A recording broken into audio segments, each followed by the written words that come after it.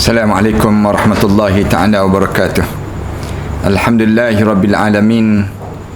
Wassalatu wassalamu ala ashrafil anbiya'i wal mursalin wa ala alihi wa sahbihi ajma'in. Subhanaka la ilma lana illa ma 'allamtana innaka antal alimul hakim. Rabbi shrah li sadri wa yassir li amri wahlul 'uqdatam min lisani yafqahu qawli. Rabbi yassir wa la tu'assir wa tammim bil khair, amma ba'd. Para penonton, sahabat-sahabat yang dihormati sekalian, syukur kita kepada Allah kerana pada malam yang baik ini Allah telah menganugerahkan peluang pada kita untuk sama-sama kita berbicara tentang tajuk-tajuk yang saya dah baca beberapa hadis-hadis yang cerita tentang mengenai barzah. Kemudian pada malam yang baik ini insya-Allah kita akan cuba simpulkan setiap perbincangan kita yang sebelum daripada ini cerita tentang mengenai barzah ini. Lalu kita bincang dan kita sebut beberapa perkara yang telah kita sebut dan kita bincangkan sebelum daripada ini untuk dijadikan panduan. Kerana tentu di kalangan para penonton dan sahabat-sahabat sekalian, tatkala mana kita cerita tentang mengenai barzah ini, kita dengar banyak hadis-hadis yang berbeza-beza. Kenapa hadis ni berbeza-beza dan kenapa kita dalam keadaan kita diterangkan keadaan yang berbeza-beza ini? Malam ni kita akan buat jawapan terhadap perbincangan kita tentang barzah ini. Kerana sebelum daripada ni saya baca hadis daripada Bara' bin Azib. Kita baca daripada hadis Anas bin Malik. Kita cerita tentang daripada hadis-hadis daripada Abu Hurairah radhiyallahu anhu. Semua cerita tentang mengenai barzah. Maknanya cerita mengenai barzah ni panjang dan luas, perbincangan para alim ulama. Cuma di sana ada beberapa perkara yang kita boleh untuk kita manfaatkan pada malam yang baik ini supaya kita boleh nampak jelas bagaimana keadaan barzah ini yang perlu kita lalui pada masa yang akan datang nanti. Yang pertama, para penonton dan sahabat-sahabat sekalian, di mana Imam Qurtubi telah berkata, dalam sebuah riwayat disebut pertanyaan tersebut diajukan oleh kedua malaikat itu. Ini dalam satu riwayat kata, bila kita masuk dalam kubur, pertanyaan yang akan ditanya oleh malaikat, dua orang malaikat. Kemudian sementara dalam riwayat yang lain, kita akan jumpa diajukan oleh satu malaikat saja. Kita akan tertanya-tanya. Sebenarnya bila kita masuk dalam barzah ni, dalam kubur ni, kita ditanya oleh dua orang malaikat ke kita ditanya oleh seorang saja malaikat? Malaikat Roman sajakah? Ataupun malaikat Munkar dan Nakir kah? Ataupun tiga-tiga malaikat yang akan tanya pertanyaan bila masuk dalam kubur itu? Lalu Imam Qurtubi jawab, hal ini tidak bertentangan. Yang kalau kita dengar satu riwayat kata seorang malaikat, satu riwayat kata dua orang malaikat, keadaan yang berlaku ni tak bertentangan, tapi ia bergantung pada individu yang masuk dalam kubur itu. Individu yang bila masuk saja dalam kubur, berada dalam kubur, maka berbezanya individu, maka berbezalah amalan. Bila berbezanya amalan, maka berbezalah yang namakan dengan amalan-amalan dan pertanyaan yang ditanya ini sendiri. Lalu dalam keadaan sebegini, mungkin ada satu individu yang didatangi oleh dua malaikat secara langsung. Katanya tuan kitab kita ni, ada orang yang dia masuk dalam kubur, ditanya oleh dua orang malaikat terus, yang ditanya dalam kubur ini. Keduanya bertanya kepadanya setelah orang-orang pulang ke rumah mereka. Ada yang ditanya sewaktu mana dalam kubur tu orang dah balik dah, baru dia mula sesi soal jawab. Itu cara demikian, supaya suasana lebih menyeramkan dan menakutkan. Ada orang yang bila dia masuk dalam kubur, saat mana dia di alam barzah, orang dah balik dah, sampai sunyi dah kubur dia, barulah ditanya oleh dua orang malaikat ni. Ada yang disoal demikian, sesuai dengan dosanya yang telah dilakukan. Sebagaimana dia berani sangat di atas dunia, oleh kerana berani sangat dia di atas dunia, lalu Allah jadikan pada dia, waktu mana di kebumi dalam kubur nanti, ada orang yang ditanya tu bila? Setelah mana balik sampai ke rumah masing-masing, baru memulakan sesi pertanyaan di dalam kubur ini sendiri. Baru memulakan sesi pertanyaan. Ada juga orang yang didatangi oleh seorang malaikat saja, yang ditanya sebelum orang-orang kembali pulang. Ada orang yang bila masuk dalam kubur letak je jenazah dia, orang ke bumi sampai parah lutut tu, malaikat mula tanya. Satu soalan je. Satu je malaikat yang tanya pada diri dia. Sebagai keringanan untuknya.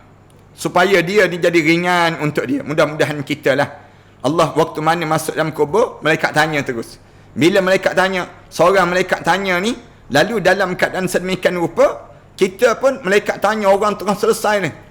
Orang tengah siapkan kubur kita ni, tiba-tiba tanya, ma rabbuka? Ma rabbuka tu jawab, Allahu Rabbi tu, lapang terus kubur masing-masing ini sendiri. Ada juga orang yang didatangi oleh satu malaikat.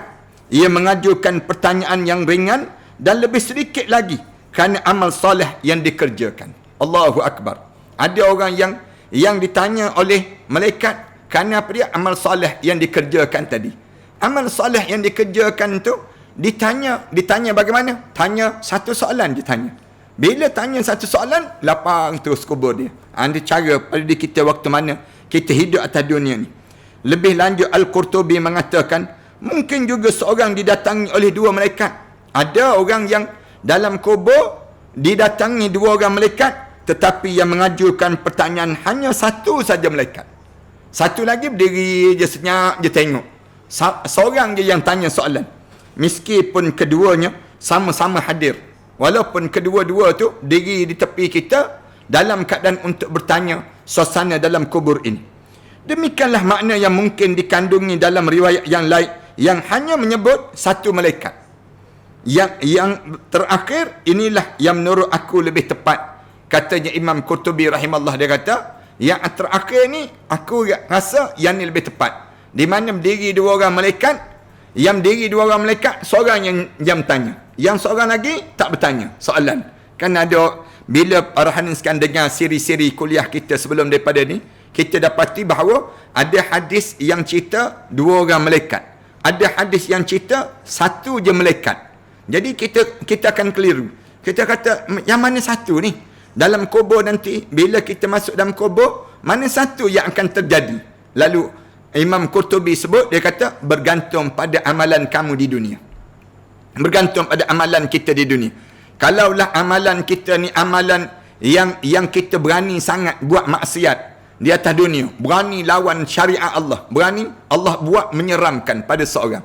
Bila masuk dalam kubur tu, dia tak jumpa lagi keadaan. Mereka nak tanya macam mana, bagaimana keadaan nak tanya, sampai orang balik semua. Bila dah senyap je kubur dia daripada segala-galanya, maka di waktu tersebut baru mula sesi soal jawab untuk dia. Mula sesi soal jawab tu menakutkan, menggerunkan, kerana orang tak ada dah. Tak ada siapa dah di atas kubur dia. Bila tak ada siapa dah di atas kubur dia, maka di waktu tersebut dia mula disoal, ma rabbuka wa ma nabiyuka wa ma dinuka wa ma kiblatuka wa ma tu dia seorang dalam kubur tu lepung dalam kubur tersebut. Ini keadaan yang berlaku pada seorang yang bergantung amalan dia. Ada orang yang soleh, katanya Imam Qurtubi, waktu mana dikebumi jenazah dia letak dalam kubur tu, sampai parah lutut tu, diri dah malaikat. Seorang malaikat tanya satu soalan je, ma rabbuka? Ma rabbuka tu, lapang terus kubur dia. Orang tengah siapkan kubur dia ni, dia dah berada dalam syurga dah, di dalam kubur ni. Dia dalam keadaan yang ditenangkan oleh malaikat. Malaikat kata, jangan bimbang, jangan takut. Kamu tanya satu soalan ni, kamu dah selesai dah. Kubur kamu dah wangi. Wangian syurga Allah Subhanahu Wa Taala dah sekarang. Kamu jangan takut dan jangan kamu bimbang saat sebegini. Ini di kalangan orang-orang yang Allah Subhanahu Wa Taala jadikan sepanjang dia hidup atas dunia ni, dia jaga amalan-amalan dia. Panjang lagi depan, nanti kita akan sebut. Yang kedua, dalam perbincangan sepanjang daripada kita sebut hadis-hadis Rasulullah cerita tentang suasana barzah ini, masih menurut Imam Qurtubi, hadis-hadis yang ada juga saling berbeza dalam menyebut cara pengajuan pertanyaan.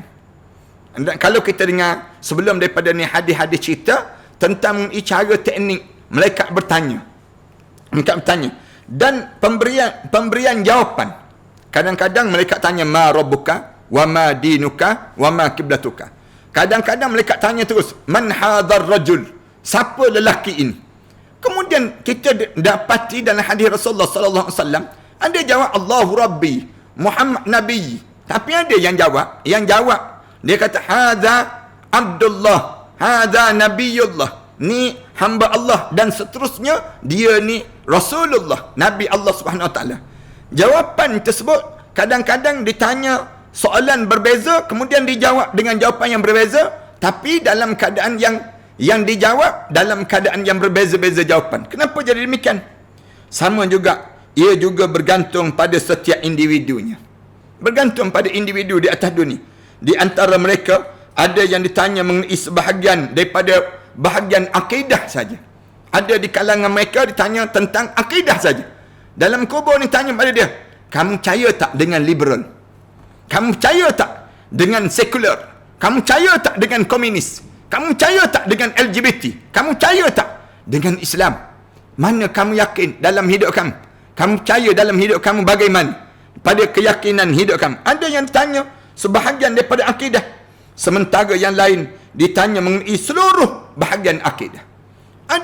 Ada yang lain tanya lagi tentang akidah. Keyakinan kamu dengan Al-Quran bagaimana? Tanya tentang akidah ni. Seluruh kamu di kalangan ahli sunnah wal jamaah, ataupun kamu daripada puak mana yang kamu hidup di atas dunia. Ada yang tanya soalan demikian.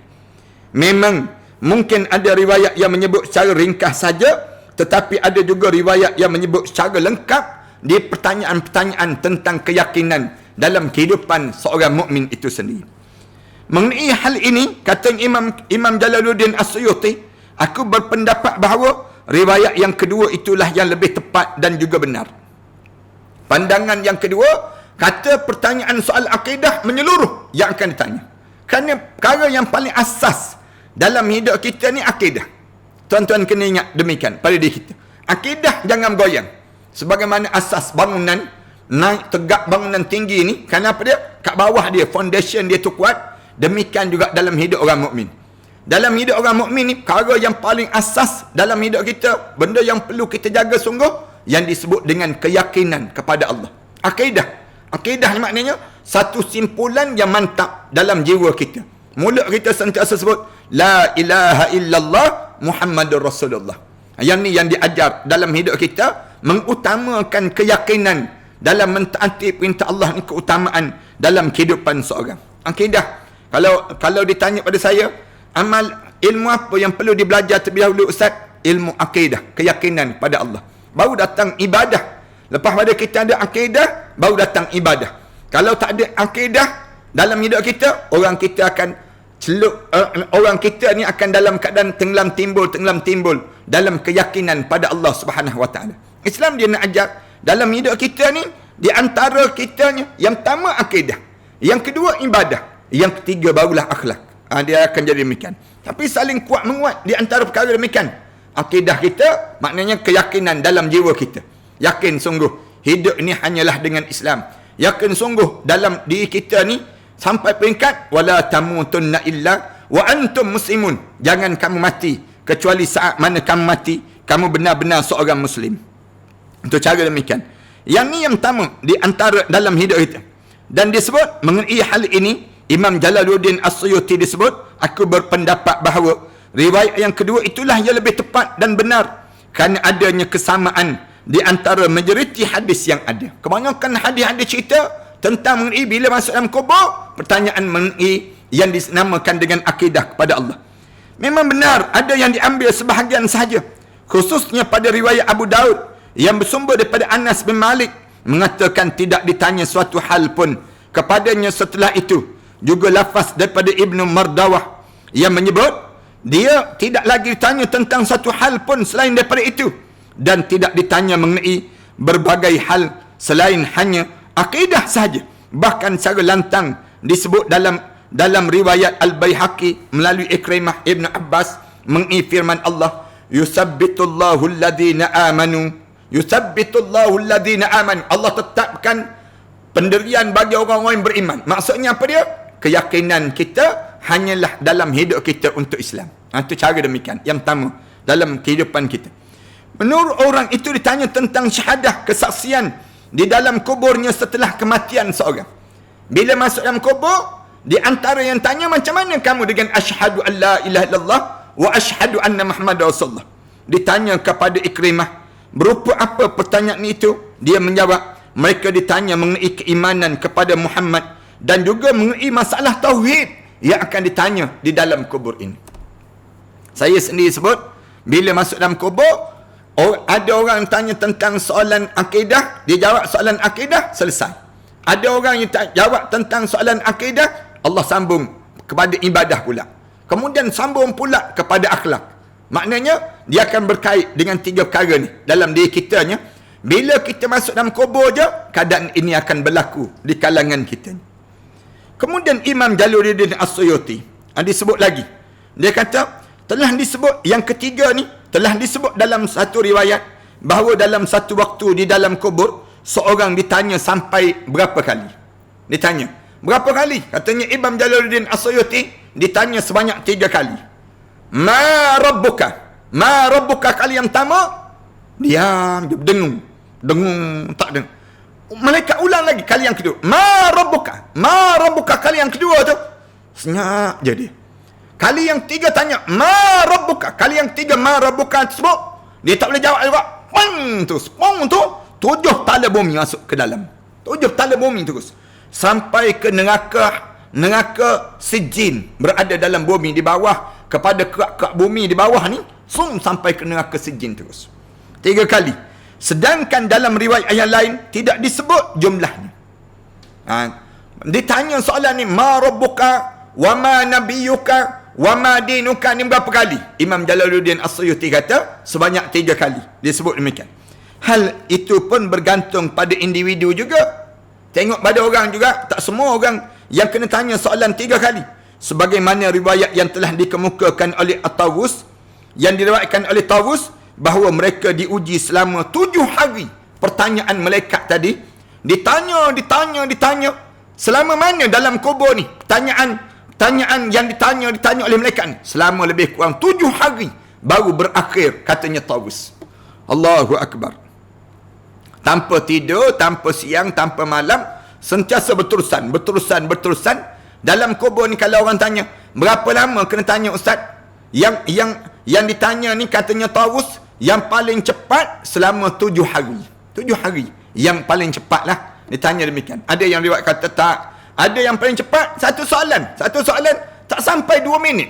Jawab terus, maka lapang terus. Tapi yang panjang lagi selama 7 hari. Dalam riwayat yang lain disebut, Al-Qadi mengatakan, orang yang belum dikuburkan dan masih berada di bumi, bagaimana pula keadaan dia?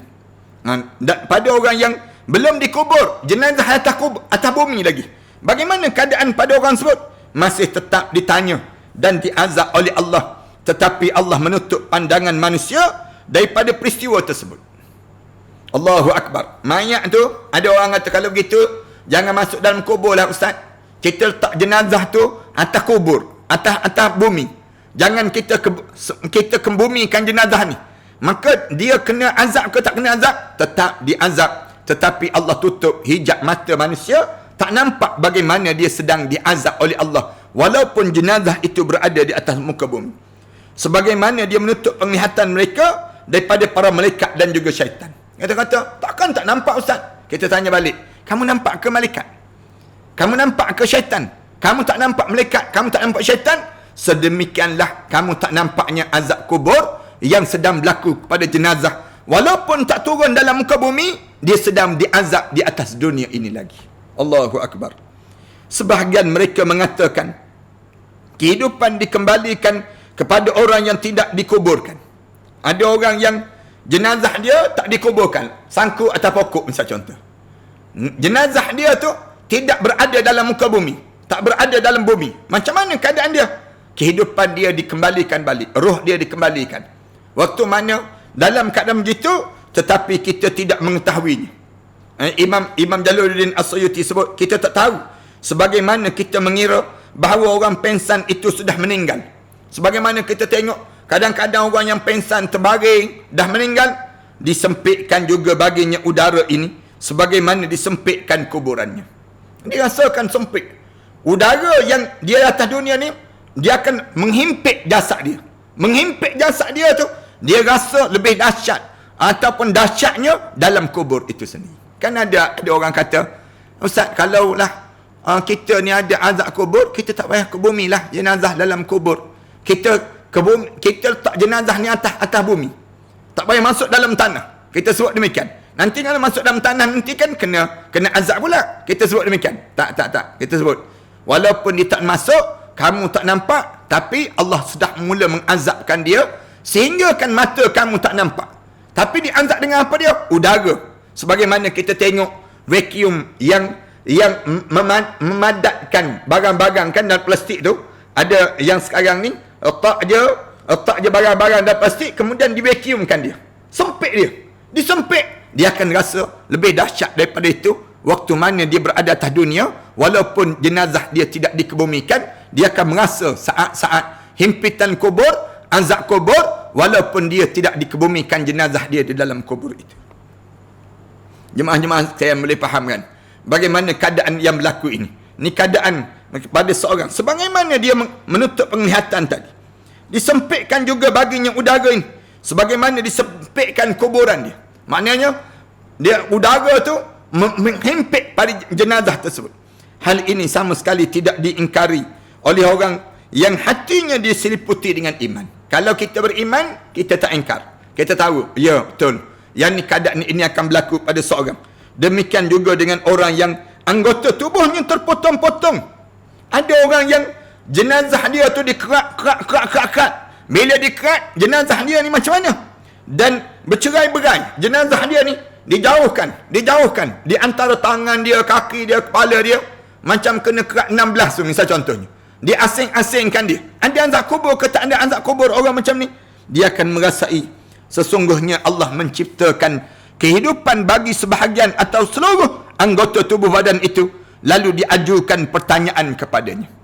Bila badan dia bercerai sekalipun, Allah akan ambil sebahagian daripada badan dia tu, Allah tanya soalan yang ni. Macam mana kamu atas dunia? Badan dia tu kena jawab juga terhadap amalan yang dikerjakan waktu mana dia hidup atas dunia dahulu. Yang inilah yang dikatakan oleh Imam Haramain. Sebahagian lain mengatakan hal ini tidak jauh berbeza dengan biji sebesar atom yang dikeluarkan oleh Allah daripada tulang rusuk anak cucu Adam itu, yang telah diminta kesaksian oleh Allah, bukankah aku ni Tuhan kamu? Dulu-dulu, waktu mana mula-mula awal-awal kejadian dahulu kan, Allah tanya soalan, alastu bi rabbikum? Satu kecil je yang tanya ni. Qalu bala, semua jawab, ya, kamu Tuhan aku. Jadi kalau badan tu cerai-berai, katakanlah badan tu berada jauh, orang yang meletup, misal contohnya mayat-mayat yang diletukkan kemudian berkecai mayat tersebut. Jadi macam mana nak soal terhadap jenazah tersebut? Lalu disebut dihidupkan salah satu daripada jasad dia, satu ni dimasukkan pada tersebut untuk dia menjawab pertanyaan-pertanyaan para malaikat. Waktu mana dia dihidupkan daging dia tu je hidup, satu je pun cukuplah untuk menghidupkan pada seorang tersebut. Allahu Akbar. Ada orang dia kata, saya kalau boleh nak suruh bila mati nanti bakar hancur lebur jenazah saya sehingga kan tak jumpa, malaikat tak jumpa cari. Tak. Abu tu Allah hidupkan abu tu Allah tanya pada abu tersebut. Tanya, kamu nama apa? Kamu datang daripada mana? Kamu Tuhan kamu apa dia? Kemudian kamu tanya pada dia sebut, dia akan merasai bagaimana pertanyaan-pertanyaan, bagaimana keadaan pada diri dia tersebut. Yang kelima, dalam perbincangan ini Ibnu Abdul Albir mengatakan pertanyaan itu hanya ditujukan pada orang mukmin ataupun orang munafik yang mengaku menganut Islam melalui syahadah yang diucapkan secara lahiriah, sedangkan orang kafir sama sekali tidak akan tanya. Ada pandangan demikian. Ibnu Abdul Albir disebut bila masuk dalam kubur ni, sesi soal jawab ni kena pada siapa? Pada orang mukmin dengan orang munafik ya. Orang kafir tanya buat habis berah ya. Buat habis masa je. Kan kafir dia. Dia katanya Abdul Albir ini disebut demikian. Manakala orang mukmin baru ditanya, kamu Tuhan kamu siapa? Orang munafik tanya juga, kamu bertuhankan dengan siapa? Orang kafir masuk dalam kubur, masuk neraka terus. Katanya Abdul Albir disebut demikian. Akan tapi hal ini ditentang oleh Imam Qurtubi. Imam Qurtubi kata, dan Ibn Al-Qayyim dia sebut keduanya mengatakan hadis-hadis mengenai hal ini sudah jelas bahawa orang kafir dan orang munafik tetap akan ditanya di dalam kubur nanti. Tak kira orang kafir, orang munafik masuk dalam kubur kena juga tanya. Pertanyaan-pertanyaan perkara demikian berlaku. Yang keenam disebut laginya. Sama juga. Yang kelima ni, mengenai hal ini Imam Jalaluddin As-Suyuti berpendapat bahawa keduanya orang kafir dan orang munafik tidak pernah disebut dalam satu hadis. Tak pernah disebut dalam satu hadis. Yang ada hanyalah menyebut orang munafik dalam satu hadis. Cerita tentang mengenai dalam kubur ni orang kafir, orang munafik ni kena tanya ke? Katanya Abdul Bir disebut kata tak, orang kafir tak ditanya, masuk kubur masuk neraka terus. Manakala Abdul Bir kata orang mukmin dengan orang munafik, orang ni mesti ditanya oleh malaikat. Sedangkan katanya tuan kitab kita ni sebut bahawa dia sebut bahawa keduanya orang kafir dan munafik tidak pernah disebut dalam satu hadis. Yang ada hanyalah penyebutan orang munafik dalam satu hadis. Sedangkan pada hadis yang lain digantikan dengan sebutan kafir dalam hadis yang lain. Sebenarnya yang dimaksudkan dengan yang kafir tersebut adalah orang munafik itu sendiri. Hal ini didasarkan pada hadis Asma yang menyebut sedangkan orang munafik ataupun orang yang ragu-ragu dan tidak disebut orang kafir. Demikian juga dalam hadis Abu Hurairah yang diriwayatkan oleh At-Tabrani dan perkataan Hamad dan Abu Umar Ad-Dari yang secara lantang menyatakan hal demikian. Tu ulama-ulama bincanglah, dia tanya. Ada orang tanya pada kita kan, Ustaz, bila orang kafir masuk dalam kubur, ada juga ke sesi soal jawab orang kafir Ustaz dalam kubur? Lalu alim ulama berpandangan, satu sebahagian Abdul Bir kata tak, masuk dalam kubur masuk neraka terus orang kafir. Tapi orang munafik dan orang mukmin tak, dia kena soal dahulu. Tapi Imam Qurtubi, Imam Al-Qayyim Al-Jauzi dan juga Imam Jalaluddin As-Suyuti disebut tak, orang munafik, orang mukmin, orang kafir, tiga-tiga akan disoal bila masuk dalam kubur ini. Yang keenam, Imam Tirmizi mengatakan pertanyaan tersebut dikhususkan hanya pada umat ini ataupun kepada umat-umat sebelum ini secara langsung yang telah dibawa untuk mereka risalah oleh para nabi rasul jika mereka menolak. Ada orang tanya, Ustaz, kita je kena soalan sesi soal jawab ini ataupun umat-umat sebelum daripada datang nabi dahulu kena juga sesi soal jawab dalam kubur nanti? Para rasul itu mereka menjauhi mereka dan pada mereka diturunkan azab secara langsung ketika Allah mengutuskan Nabi Muhammad sallallahu alaihi wasallam dengan membawa rahmat. Azab tersebut ditunda. Lalu mereka kata, umat-umat sebelum daripada ni bila mereka masuk kubur masuk neraka terus. Tapi umat Nabi Muhammad ni tak. Katanya mereka berpandangan bahawa umat Nabi Muhammad ni bila mereka masuk dalam kubur mereka tak terus diazab, tetapi mereka ditanya terlebih dahulu pertanyaan pada mereka. Kemudian dengan pedang diserukan pada mereka agar masuk Islam, sehingga ada yang masuk Islam kerana takut kepada pedang, lalu ditanam iman di dalam hatinya. Peringkat awal ditakut dengan pedang, tapi bila masuk Islam mula diajar Islam pada dia. Daripada sinilah muncul adanya kemunafikan. Daripada sini datang perasaan munafik daripada seorang. Dia teragak-agak dan ada sebahagian yang secara diam-diam masih kafir meskipun secara lantang untuk mendeklarasikan keimanan mereka tersebut. Ada orang yang waktu mana kita tarik dia zaman di awal-awal tersebut mereka masuk Islam. Tapi Islam mereka pura-pura. Mereka pura-pura je masuk Islam ini. Mereka masuk dalam keadaan itu, tapi hati mereka masih dalam keadaan kafir. Di antara mereka ini dengan kaum muslim terdapat dinding pemisah. Orang munafik dan juga orang mukmin ini ada gap yang besar. Ketika mereka meninggal, Allah langsung mengutuskan para penguji kubur Munkar dan Nakir untuk mengorek kekafiran orang tersebut melalui beberapa pertanyaan. Orang munafik ditanya. Dengan demikian Allah bermaksud untuk memisahkan antara yang buruk dengan yang baik. Orang-orang munafik bila dia masuk dalam kubur, Allah hantar malaikat terus, tanya terus, ma rabbuka wa ma nabiyuka wa ma dinuka man hadar rajul. Daripada situ jelas dia seorang mukmin ke dia seorang munafik dalam hidup dia. Kemudian dalam Ibnu Abdul Bir mengatakan bahawa namun pendapat itu ditentang oleh beberapa ulama. Mereka mengatakan pertanyaan itu ditujukan kepada umat ini dan juga umat sebelum daripada ini. Kebanyakan ulama sebut demikian. Maknanya kita tak usah bincang lah. Kalau orang tanya pada kita, umat dahulu kena ke Ustaz? Umat dahulu pun kena, umat sekarang pun kena. Sama je kena. Di dalam kubur, bila masuk dalam kubur, pertanyaan ini akan berlaku kepada umat dahulu dan umat sekarang ini. Yang keenam. Yang ketujuh, Imam Tirmizi juga menyatakan disebut sebagai fitnah kubur. Malaikat Munkar dan Nakir. Kenapa disebut fitnah kubur? Kerana di dalamnya pertanyaan mereka berdua tersebut terdapat kehardikan. Bila mereka tanya, mereka tengking. Yang tu yang menyebabkan dipanggil fitnah kubur tu. Orang tanya, kenapa dinamakan dengan fitnah kubur? Kerana herdikan yang keluar.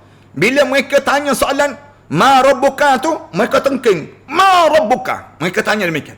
Bila tanya lagi, man hadar rajul? Siapa lelaki ni dalam hidup kamu? Yang menyebabkan ini dinamakan dengan fitnah kubur. Orang kata fitnah kubur ni apa dia?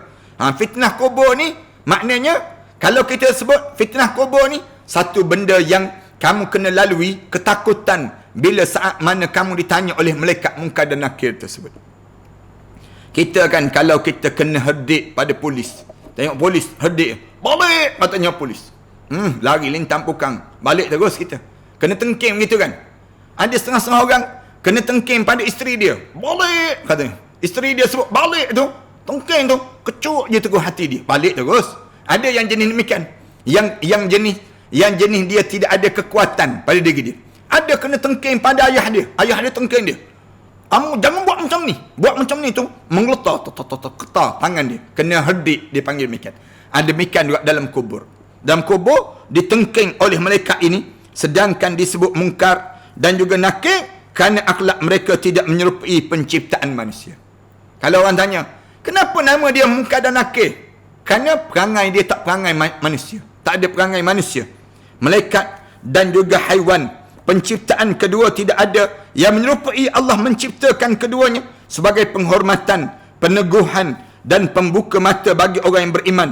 Tetapi keduanya sebagai penyingkap tabir, penutup orang munafik di alam barzah sebelum mereka dibangkitkan sehingga mereka mendapat azab dalam kubur itu sampailah ke akhirat Allah Subhanahu wa taala. Allahu akbar. Kemudian yang ke-8 dalam perbincangan penting mengenai barzah ini, Imam Qurtubi mengatakan bahawa jika ditanya bagaimana malaikat itu bertanya dan mengajukan pertanyaan ke seluruh mayat yang berada di tempat yang saling berjauhan dalam satu waktu.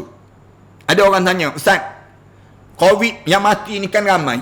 Bila COVID mati ni ramai, mati kat Malaysia, mati dekat Indonesia, mati dekat negara-negara tertentu yang mati ni, sampai ke Amerika. Macam mana nak tanya soalan dalam kubur? Mereka nak tanya serentak begitu. Jawapan dia adalah bahawa besarnya tubuh mereka berdua dapat menjangkau hal tersebut. Besarnya malaikat Munkar dan Nakir ni, sehingga kan bumi ni di antara kedua lutut dia je. Malaikat maut je bagi. Malaikat Munkar dan Nakir ni dalam keadaan yang bawah kelangkang dia je, yang meninggal dunia ni besar sangat tersebut, dia mampu menjangkau hal itu. Mereka akan mengajukan pertanyaan pada ramai orang pada hari yang sama, waktu yang sama dan satu pertanyaan. Tanya serentak pada semua orang. Yang mati itu tanya serentak sekaligus. Allah Ta'ala tidak memperdengarkan jawapan sebahagian mayat kepada sebahagian yang lain. Bila jawab masing-masing. Soalan sekali, tapi dijawab berbeza-beza. Dalam kubur itu sendiri. Mengenai hal ini, Imam Jalaluddin As-Suyuti berpendapat bahawa adanya beberapa jumlah malaikat dalam kubur itu sama seperti malaikat Raqib dan juga Atid. Katanya Imam Jalaluddin As-Suyuti, dia kata, sebenarnya malaikat yang tanya dalam kubur ni ramai sangat. Munkar dan Nakir ni nama je satu, tapi sebenarnya malaikat tu ramai. Salah seorang sahabat penulis Al-Halimi berpendapat yang sama juga. Di dalam kitab Al-Minhaj, dia mengatakan ada beberapa kelompok malaikat penanya, ada Munkar dan ada juga Nakir, dan setiap mayat didatangi oleh satu kelompok, dan keduanya adalah sama seperti diutuskan malaikat penjaga kepada manusia untuk mencatat amal perbuatan mereka tersebut. Allahu Akbar. Kemudian yang ke-9, perkara-perkara yang penting pada malam ni kita nak sebut tentang barzah yang sering berkitar dalam pandangan kita. Hadis-hadis yang telah dikemukakan sebelum daripada ni berbeza dalam memberikan ukuran luas kubur orang mukmin. Ada kan kata 7 depa, ada yang kata 70 hasta, ada yang sebut sejangkau pandangan mata. Mana satu ni ustaz? Yang tanya soalan, orang kita pun tanya, mana satu sebenarnya ustaz? Yang sebenarnya kubur ni berbeza-beza. Namun hal itu bukan satu pertentangan, kerana hal itu bergantung pada keadaan mayat itu sendiri, tinggi ataupun pendek mayat tersebut, amalan-amalan yang dikerjakan oleh mayat tadi. Sebelum dia meninggal dunia, amalan dia tu, nak masuk dalam kubur tu, amalan dia macam mana? Ada yang amalan orang ni, sampai dia menjangkau pandangan sejauh mata memandang. Ada amalan dia tu, meluaskan sampai 70 hasta. Ada orang yang amalan dia tersebut menjadikan dia rasa lapang pada diri dia. 7 depa yang disebut dalam hadis Rasulullah sallallahu alaihi wasallam sebelum daripada ini. Yang ke-10, dalam perbincangan panjang kita sebelum daripada ini, berkenaan dengan beberapa pertanyaan mengenai pembahasan ini, Syekh Abdul Fadil Ibn Hajar pernah ditanya tentang keadaan mayat. Apakah mayat itu ditanya dalam keadaan duduk ataupun terlentang? Kita tanya juga soalan ni. Ustaz, banyak kali ustaz sebut sebelum daripada ni, didudukkan mayat itu. Ataupun sebenarnya, mayat ni ditelentangkan. Dalam keadaan terlentang begitu. Dia menjawab duduk. Dia duduk. Kemudian ditanya mengenai rohnya. Apakah pada waktu itu roh tersebut juga mengenakan tubuh seperti sedia kala? Dia tanya lagi, roh ni masuk dalam satu tubuh badan ke? Lalu dia jawab, ya. Tetapi lahiriah hadis menyebut bahawa roh itu menempati setengah bahagian atas daripada tubuh tersebut. Cuma dalam hadis Rasulullah sebut, bila nak ditanya saja soalan ma rabbuka wa ma nabiyuka tu, roh kita ni masuk. Masuk ni sampai mana? Sampai dada kita. Dia sebut sampai bahagian perut dia. Roh ni masuk bawah tu tak bergerak, macam kena bius. Tak bergerak lagi kat bawah. Tapi masuk dalam badan. Separuh dada ada, yang sebut ada separuh badan ada yang sebut bahagian tengkuk je. Masuk roh ni, masuk bahagian kepala. Bila masuk bahagian kepala, kita pun rasa macam dalam kubur bahagian kepala je. Bergerak bahagian kepala. Bawah ni tak bergerak. Kerana apa dia? Kita dah menghadap di hadapan Allah Subhanahu wa ta'ala tersebut. Allahu Akbar. Ditanya pula, apakah dibukakan tabir baginya sehingga dia dapat melihat Nabi sallallahu alaihi wasallam dalam kubur nanti? Kita nampak tak Rasulullah sallallahu alaihi wasallam? Dia menjawab, tidak ada hadis yang menyebut mengenai hal itu. Ditanya pula kepadanya, apakah anak-anak juga ditanya? Bila dalam kubur nanti ditanya juga tentang anak-anak? Yang tampak dan lahiriah hadis adalah pengkhususan pertanyaan tersebut pada orang yang sudah dewasa saja. Ada yang tanya, bayi-bayi yang masuk dalam kubur ni, bayi-bayi yang masuk dalam kubur kena soal juga ke pada malaikat munkar dan nakir? Anak-anak yang kecil-kecil meninggal dunia, belum akil balik, dia kena soal juga ke? Lalu kebanyakan jawab, tidak ada hadis Rasulullah cerita tentang anak-anak yang ditanya ataupun bayi-bayi yang belum akil balik, belum dipertanggungjawab, ditanya dalam hidup dia. Bahkan mereka menjadi di antara pembawa-pembawa obor dalam syurga Allah, dan mereka di antara orang-orang yang masuk dalam syurga, yang menunggu-nunggu saat ibu dan ayah mereka untuk masuk dalam syurga Allah Subhanahu wa ta'ala. Allahu Akbar. Sebab tu sabarlah pada orang yang meninggal dunia, anak-anak kecil. Kena banyak sabar pada diri kita. Ibnul Qayyim mengatakan, hadis-hadis yang ada secara lantang menyebut pengembalian roh ke atas badan ketika pertanyaan diajukan. Jelas. Bila kena tanya soalan, start daripada masuk dalam kubur tu, tanya je, mereka mula tanya soalan, roh confirm masuk dalam tu badan ini. Banyak sangat. Tetapi pengembalian ini tidak seperti di dalam kehidupan di dunia. Kita kena ingat, bila roh kita ni masuk balik itu, bukan macam atas dunia dah. Sebab tubuh dan seluruh anggotanya memerlukan pemeliharaan dan makan.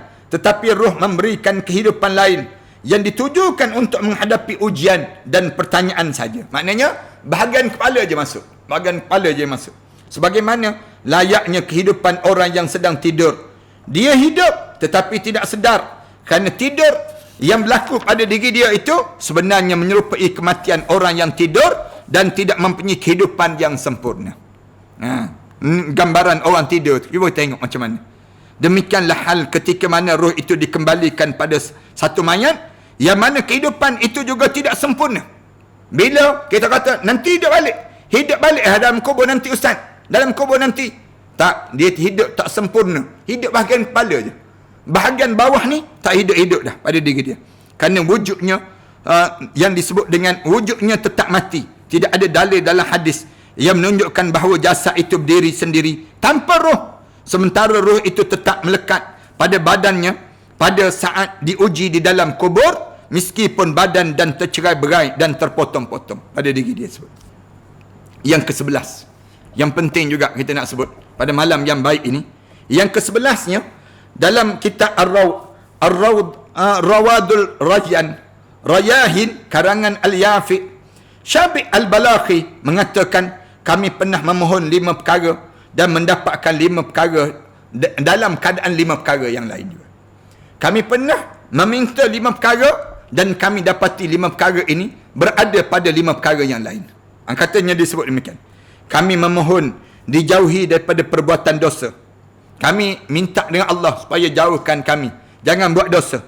Lalu kami berjumpa, dapat bagaimana nak suruh kita jangan buat dosa? Sentiasa jaga solat duha. Disebut demikian. Siapa yang sentiasa jaga solat duha, dia terselamat daripada melakukan dosa. Ini kelebihan. Katanya disebut demikian. Itu yang pertama. Lalu kami memohon yang kedua, memohon penerangan dalam kubur. Kami pohon yang kedua, biar kubur kami ini bercahaya. Lalu kami dapati di atas dunia ini, supaya kami bercahaya dalam kubur kami dengan kami bangun solat malam. Dengan bangun solat malam. Siapa yang bangun solat malam, bercahaya kubur dia dalam kubur nanti. Allah jadikan pada diri seorang tersebut. Yang ketiga, kami memohon jawapan bagi malaikat munkar dan nakir. Kami pohon, biar kami boleh jawab. Bila malaikat munkar dan nakir tanya soalan pada kami pohon supaya kami boleh jawab pertanyaan malaikat munkar dan nakir. Lalu kami dapati dalam jawapan pada malaikat munkar dan nakir itu dengan cara membanyakkan membaca Al-Quran Karim. Banyakkan baca Al-Quran Karim. Ini kelebihan pada kita. Saya baca dalam satu kitab yang lain, baca Quran yang terbaik ni bila sebelum subuh. Sebelum subuh. Bangun sebelum mana subuh, kita duduk atas tikar sejadah, baca Quran. Lepas pada kita solat, menjelang dekat nak subuh tu, baca Quran. Pesan pada ayah-ayah yang usia 60 tahun, ibu-ibu yang usia 60 tahun ke atas, kalian bangun awal. Sahur, waktu mana sahur tu kita dah bangun dah siap dah. Baca Quran, sampailah waktu subuh. Quran ini akan menjadi peguam bela pada kita, menjawab bagi pihak kita, waktu mana kita dalam kuburan nanti. Kami memohon dapat menyeberangi sirat, lalu kami mendapatkan dalam puasa dan sedekah. Yang keempat, kami pohon untuk nak laju titian sirat, kami dapati dalam puasa dan sedekah. Kemudian yang kelima, kami memohon agar dinaungi arasy Allah, lalu kami dapati dalam kami menyendiri dan juga beriktikaf kepada Allah Subhanahu wa taala. Ini kelebihan untuk nak berada di bawah naungan arasy Allah. Al-Asbahani yang ke-12 pada malam ni, Al-Asbahani dalam At-Targhib melalui jalur Abu Hadbah menuturkan riwayat daripada Asy'at yang diterima daripada Anas sebagai hadis marfu'. Hadis ni hadis marfu' disebut, barang siapa yang meninggal dunia dalam keadaan mabuk, ingat betul-betul ni. Siapa-siapa yang mati dalam keadaan mabuk, dia akan masuk dalam kubur juga dalam keadaan mabuk. Dalam keadaan mabuk. Maknanya apa dia? Dia jadi bingung je. Masuk dalam kubur tu, mabuk juga. Mati saat mana dia mati, dalam keadaan macam mana dia mati, macam itulah dia akan dimasukkan dalam kubur nanti. Mati tengah baca Quran, masuk dalam kubur tu tengah baca Quran. Mati dalam keadaan puasa, masuk dalam kubur tu dalam keadaan nak berbuka puasa pada diri dia. Orang yang mati dalam keadaan bagaimana dia sedang mati, begitulah dia dimasukkan ke dalam kubur dia saat mana dia menghadap di hadapan Allah. Allahu Akbar. Jaga-jaga pada diri kita. Diriwayatkan oleh Abu Fadl At-Tusi dalam Uyunul Akhbar melalui jalur Abu Hadbah, hadis daripada Anas bin Malik. Di dalamnya disebut malaikat maut mencabutnya dalam keadaan mabuk dan malaikat Munkar dan Nakir mengajukan pertanyaan dalam keadaan mabuk juga. Dalam keadaan dia mabuk juga. Dia tu mabuk. Siapa-siapa yang dia meninggal dunia dalam keadaan dia mabuk, dia masuk dalam kubur, dia mati dalam keadaan mabuk. Mati dalam keadaan mabuk, malaikat Munkar dan Nakir tanya dia dalam keadaan dia sedang mabuk. Allahu Akbar. Allahu Akbar. Jangan tuan-tuan. Jangan matilah di saat mana kita mati sedang mentaati perintah Allah Subhanahu Wa Taala. Mati tengah sedekah. Allah pahala sedekah mencurah-curah untuk diri dia. Masuk dalam kubur tu dalam keadaan dia sempat bersedekah. Allahu Akbar. Untung pada orang demikian. Dekat nak meninggal dunia tu, dia bahagi harta benda dia untuk jalan agama dalam hidup dia. Yang ke-13, dalam fatwa Syekh Imaduddin Al-Balqini disebut, seorang mayat akan menjawab pertanyaan dengan bahasa Syria disebut. Lalu akan tetapi aku tidak menemukan dalil yang menjadikan pertanyaan pendapat tersebut. Tak berjumpa. Ibn Hajar sendiri pernah ditanya hal itu, dia menjawab, dalam kubur lahiriah hadis itu adalah bahasa Arab. Maknanya ditanya dalam bahasa Arab.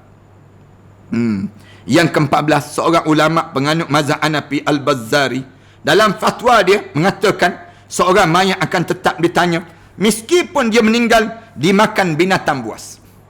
Tetap akan ditanya juga.